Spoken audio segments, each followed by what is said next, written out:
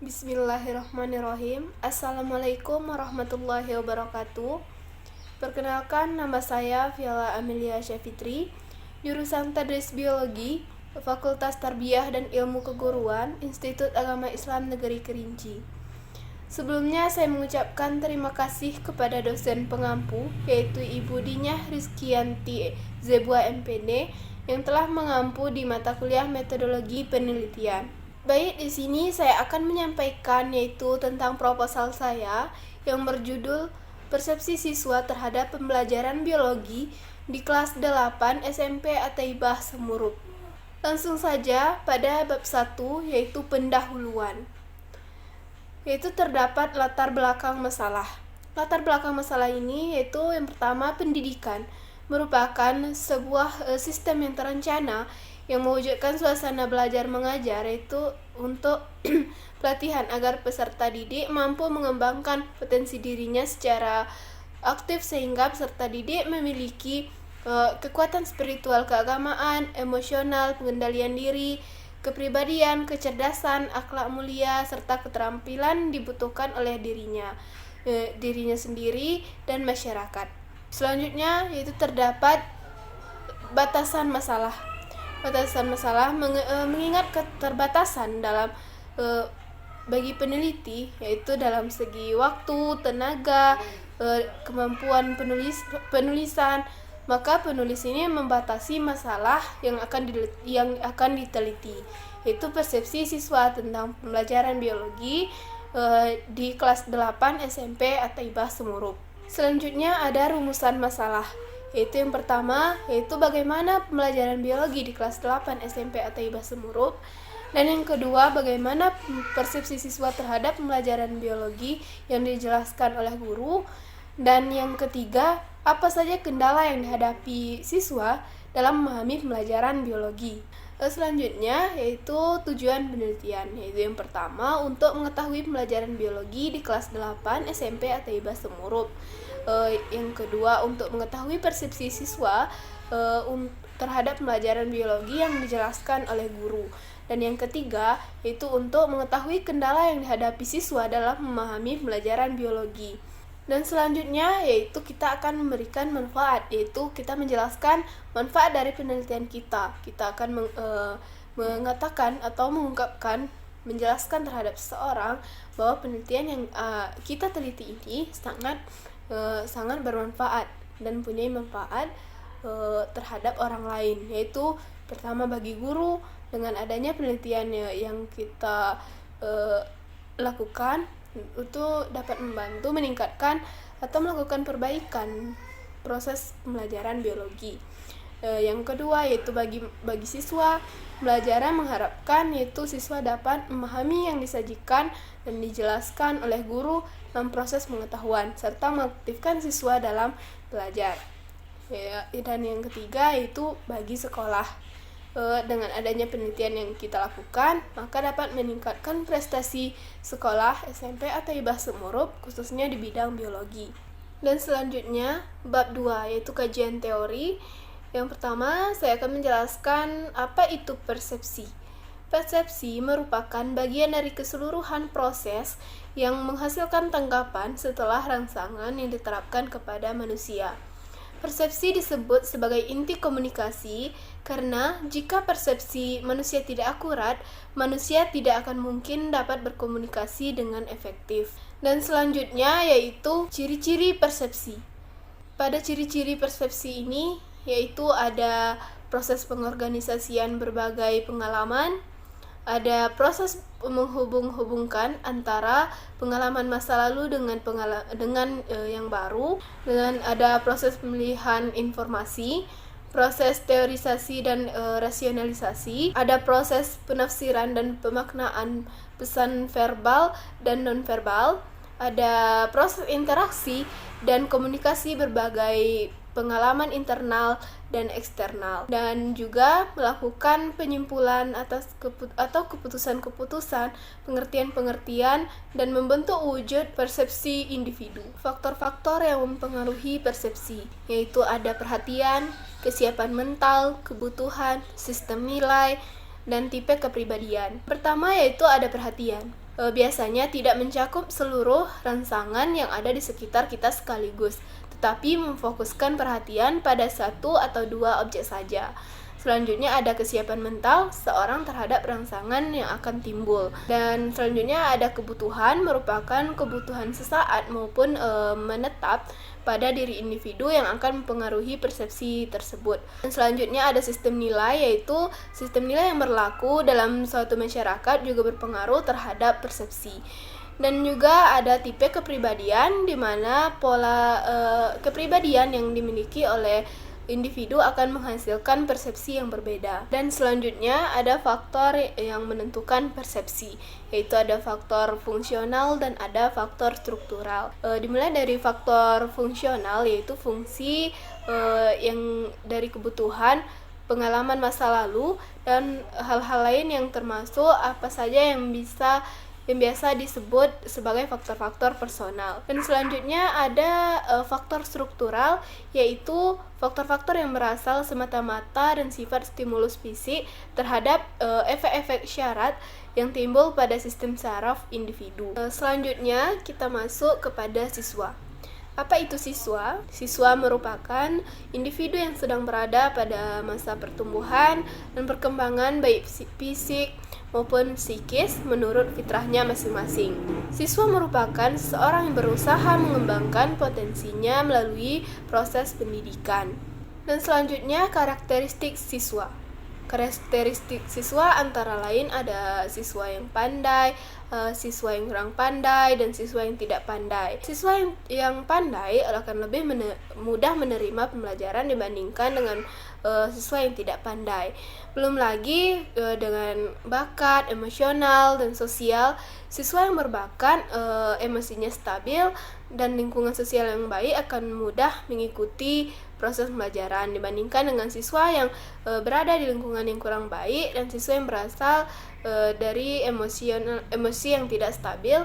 Dan perbedaan karakteristik ini yaitu menuntut ilmu itu bersikap arif menyikapinya. Selanjutnya ada konsep pembelajaran, yaitu ada makna belajar dan ada makna pembelajaran. Makna belajar yaitu pada dasarnya merupakan peristiwa yang bersifat individual, yakni terjadinya perubahan tingkah laku sebagai dampak dari pengalaman individu. Pengalamannya itu dapat berupa situasi belajar yang sengaja diciptakan oleh orang lain atau situasi yang tercipta begitu saja. Peristiwa belajar terjadi dengan dirancang oleh di luar diri individu sebagai pembelajaran, biasanya disebut proses pembelajaran. Proses ini dirancang oleh guru. Dan selanjutnya makna pembelajaran. Pembelajaran bermakna sebagai upaya untuk membelajarkan seseorang atau kelompok melalui berbagai upaya dan berbagai strategi, metode, pendekatan ke arah pencapaian tujuan yang telah direncanakan. Selanjutnya ada model pembelajaran, yaitu model pembelajaran merupakan kerangka dasar pembelajaran yang dapat diisi oleh berbagai muatan mata pembelajaran sesuai dengan karakteristik kerangka dasarnya. Model pembelajaran dapat muncul dalam berbagai bentuk dan variasi sesuai dengan landasan filosofis dan pedagogis yang melatar belakanginya. Selanjutnya ada strategi pembelajaran, yaitu ada strategi pembelajaran langsung, ada strategi pembelajaran tidak langsung, ada strategi pembelajaran interaktif, dan ada strategi pembelajaran belajar melalui pengalaman. Selanjutnya pembelajaran biologi.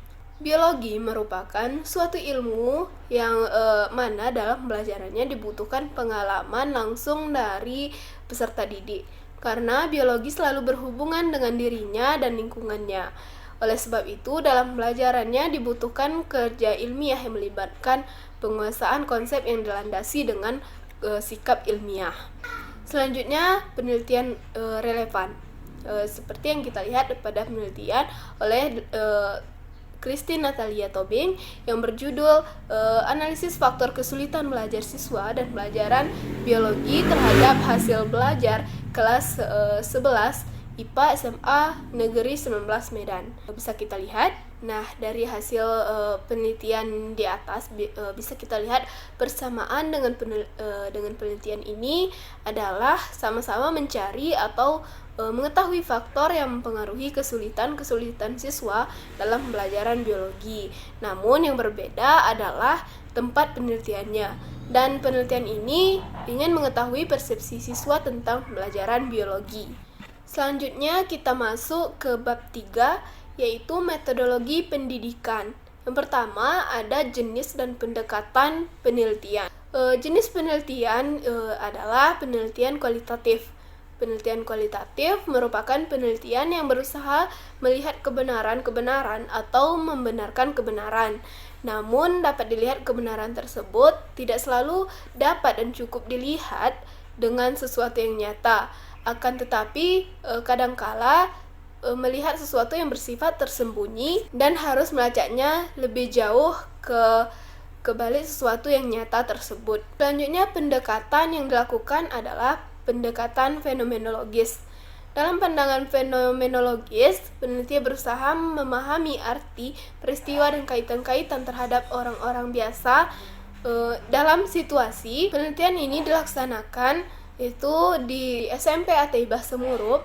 Penelitian ini bermaksud untuk mengetahui, menganalisa, serta mengumpulkan bagaimana persepsi siswa terhadap pelajaran biologi. Selanjutnya, informan penelitian dan teknik pemilihan informan. Pada penelitian ini, penelitian menggunakan informan sebagai sumber data yang dibutuhkan secara jelas dan terpercaya. Informan penelitian adalah orang yang diwawancarai dan penelitian yang terkait tentang pelajaran biologi. Dengan demikian, informan dalam penelitian ini adalah SMP Ataibah Semurup di kelas 8C yang telah mengikuti proses pembelajaran biologi.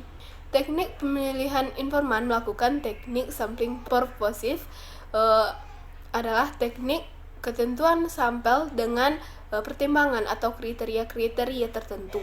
Kriteria tertentu ini misalnya orang yang dianggap paling tahu tentang apa yang diharapkan. Selanjutnya yaitu teknik pengumpulan data. Yang pertama ada wawancara. Wawancara merupakan alat atau pembuktian terhadap informasi atau keterangan yang diperoleh sebelumnya. Teknik wawancara yang digunakan pada penelitian kualitatif adalah wawancara mendalam. Wawancara mendalam adalah proses memperoleh keterangan dan tujuan penelitian dengan tanya jawab sambil bertatap muka antara pewawancara dengan informan yang akan diwawancarai dengan tanpa menggunakan pedoman wawancara, di mana pewawancara dan informan terlibat di kehidupan sosial yang relatif lama. Dalam wawancara, peneliti mewawancarai siswa kelas 8C. Dalam hal ini wawancara diarahkan untuk mengumpulkan dan mengenai persepsi siswa terhadap pembelajaran biologi. Selanjutnya ada observasi. Observasi yaitu untuk menyajikan gambaran fisik, perilaku atau kejadian untuk menjawab pertanyaan. Observasi ini ditujukan untuk mengumpulkan data mengenai persepsi siswa terhadap pembelajaran biologi di SMP Ataibah Semurup. Selanjutnya ada dokumentasi. Dokumentasi ini itu yang didokumentasikan baik berbentuk tertulis, gambar, maupun tape recorder. Selanjutnya ada teknik keabsahan data. Untuk menguji keabsahan data, penelitian dilakukan dengan triangulasi data dan penelitian kualitatif.